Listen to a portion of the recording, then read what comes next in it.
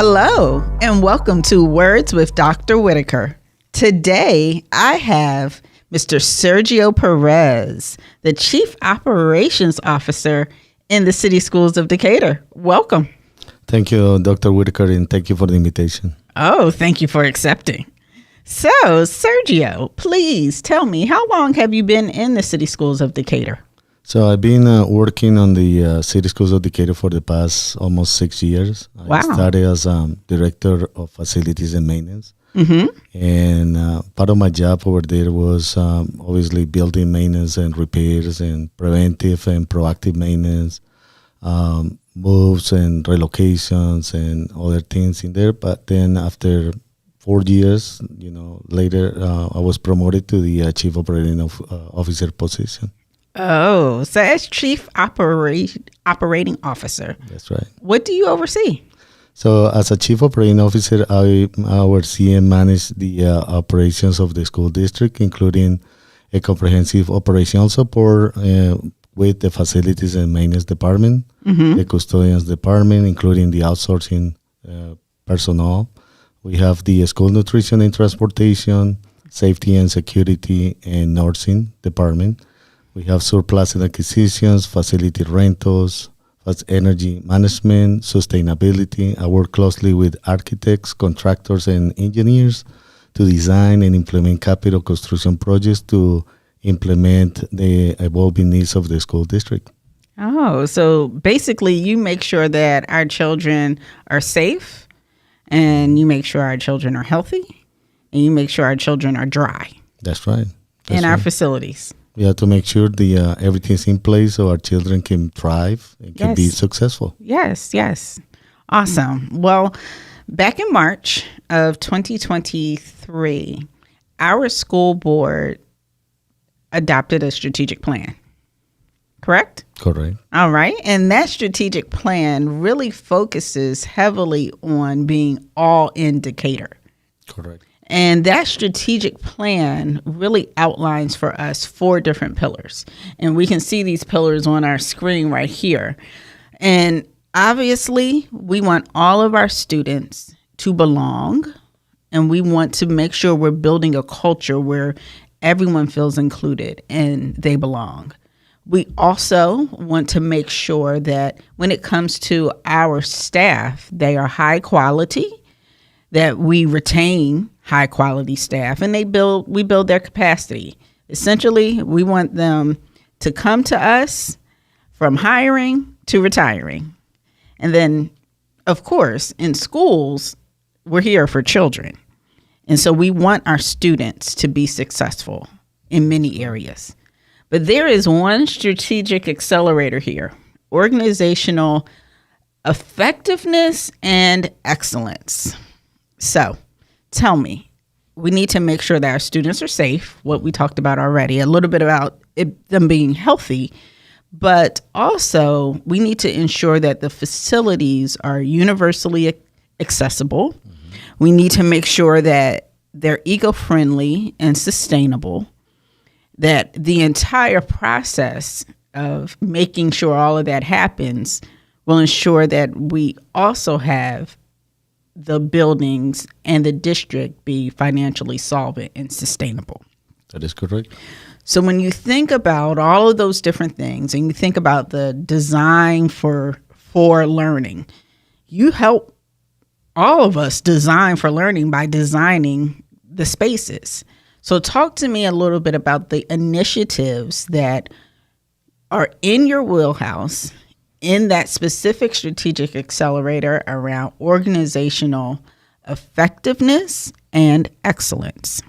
So we have a lot of different initiatives in place. Mm-hmm. One of them, I can talk about the energy efficiency. Mm-hmm. So we started working probably 4 years ago about replacing the interior lighting. So we started looking into replacing the old fluorescent lights called TAs, T12s, and we started installing LED panels.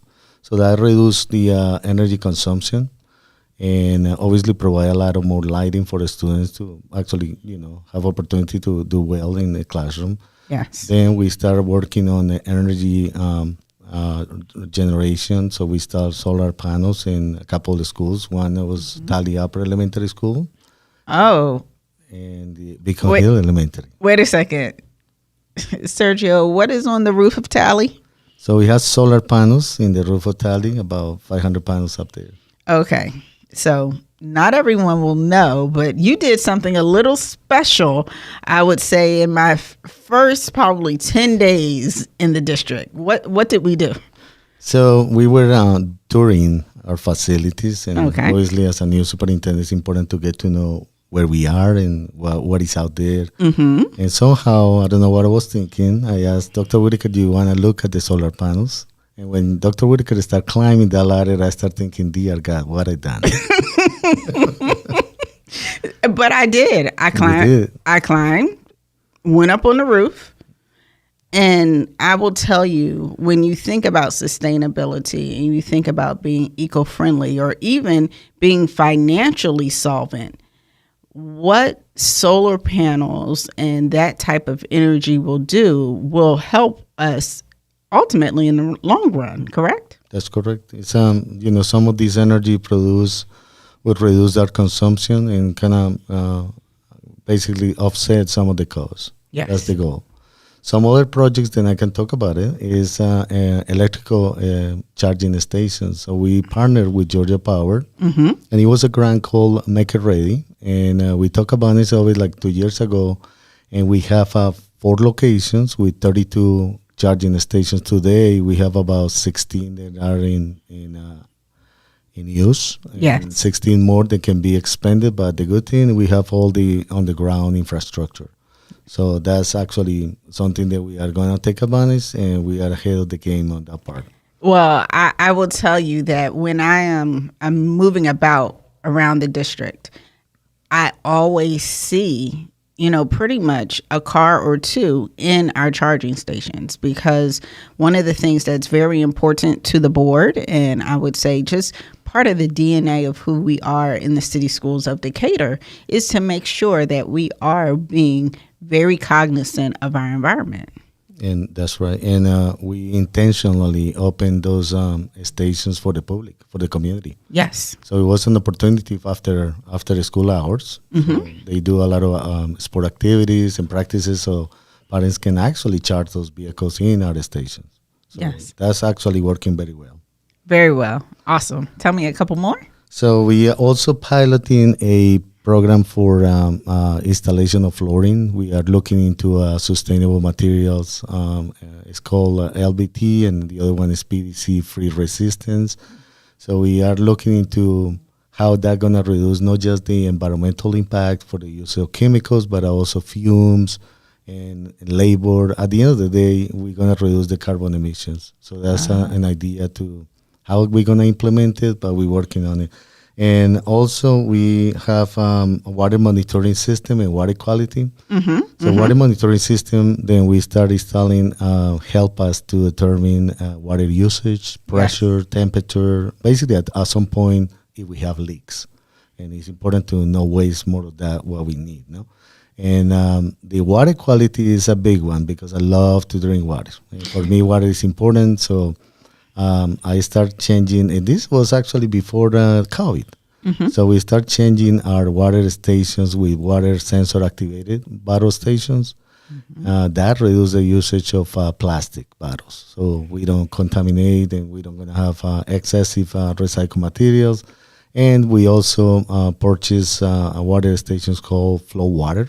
They have 7 levels of filtration, and I know students and teachers love them.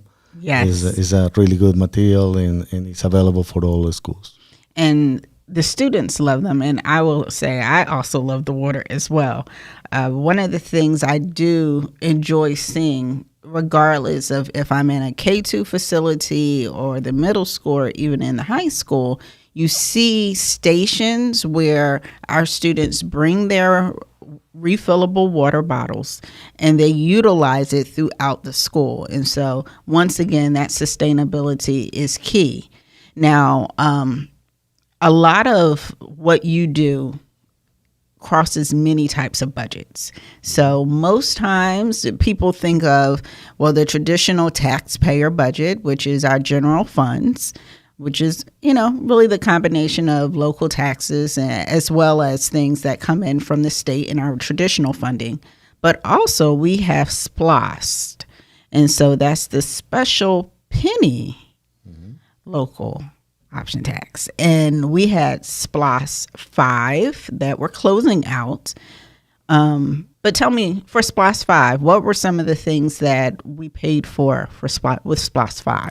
So the biggest expense that we used with the SPLOST 5 was, and I'm really proud of it because that was important to complete, was the replacement of 90% of our roofing system. And we installed TPO material, which is sun reflecting, and it's a cool roofing, and it helps us to reduce the heat island effect. So in other words, the buildings are absorbing less energy. So at the end of the day, it's going to help us with the air conditioning because they don't have to, force the units to produce more air, right, to kind of compensate for the heat.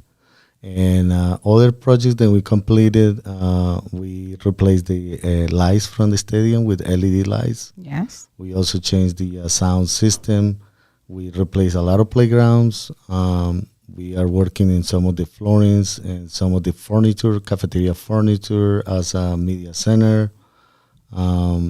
We start working on some of the grounds modifications and renovations. That's some of the projects. The most important, they start working back in SPLOST 5 was Legacy Park, but that migrate also to SPLOST 6. Yes. So, okay. So I think you probably mentioned one of the biggest buzzwords in the city schools of Decatur right now, which is around Legacy Park. Our students, actually our girls cross country team, won the state championship. So it's very amazing to know that we are utilizing our partnership with the city of Decatur to make sure our students have access to high quality track and field facilities. So I see here is Legacy Park Field Striping Exhibit. So walk me through what this is and where will it be located? So the location going to be inside Legacy Park, and this is containing synthetic track lines. And, it's a stripe for lacrosse, for football, for soccer, and also for ultimate frisbee. So the opportunity here is going to be not just for the school, but also for the community to practice sports. Wow. And have another place to exercise, which is some limitations in the city, we can say. We also have a field house and an existing gym. Okay, so the field house will be utilized. Okay. So talk to us about what will be there. So part of the modifications in the existing gymnasium is going to be basically increase the grading to level the grounds to have ADA access. And in the field house, we're going to have a neutral gender restrooms. And obviously the basics for the needs for meets, for games and things like that. So it's a very comprehensive area with a combination of synthetic material and natural landscaping, but it's going to be amazing for the students and the community in general. Yes, I think that is exciting to know what Legacy Park will be in the future for not only our students, but truly it's a partnership. It's a partnership where we are drafting a memorandum of understanding with our city for the facilities used, for the facilities maintenance. All of that will be outlined. And so we're really excited about that. Also, will SPLOST 6 potentially enhance any security features of our district, do you think? We are looking into a lot of different innovative processes for security. Obviously, we can't discuss in detail what those going to look like, but we are working on those things. Other additional projects that we completed with SPLOST 6 was the renovation of the backfield over Tally Upper Elementary School. It was an issue with the drainage. We have projected some renovations for other playgrounds. Obviously, a lot of money going to be projected for Legacy Track and Field. We have more furniture and equipment for the media centers and the Wilson Center. We have a projection for the bathroom restorations, looking into how can we make it more friendly, more accessible, and ADA compliance. Elevator is a big issue. We are working on it, trying to resolve internal issues with equipment. So we're trying to make sure we are working on find ways to provide better services. Yes. Payment, the other projects is gonna be the carpet replacement and other floor replacement in the other different schools. Awesome. So I would say SPLOS 5, we're closing it out. SPLOS 6 is we're embarking upon, and through the use of not only general fund dollars, but also through SPLOS, we're able to not only ensure that our students have obviously the resources that they need in the classrooms, but the learning environment and the design is one that will make sure that our students are able to thrive. So, Sergio, I think we have had a very rich conversation around your work here in the City Schools of Decatur. And I want to thank you personally for all that you do, for all of our students and all of our staff. I know that your work is truly almost a 24/7 job because there is always a building, there is always a weather, there is always something. But no, you really truly are all in for the City Schools of Decatur. I want to thank you for your service, and I look forward to being able to walk around that track in the near future. When do we think we might have that open? So the expectation is to have it completed by the fall of 2024, by the end of the fall 2024.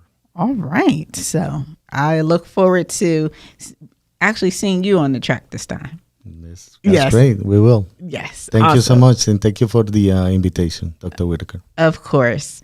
So thank you for joining for Words with Dr. Whitaker. This has been my guest, Mr. Sergio Perez, who is our Chief Operating Officer.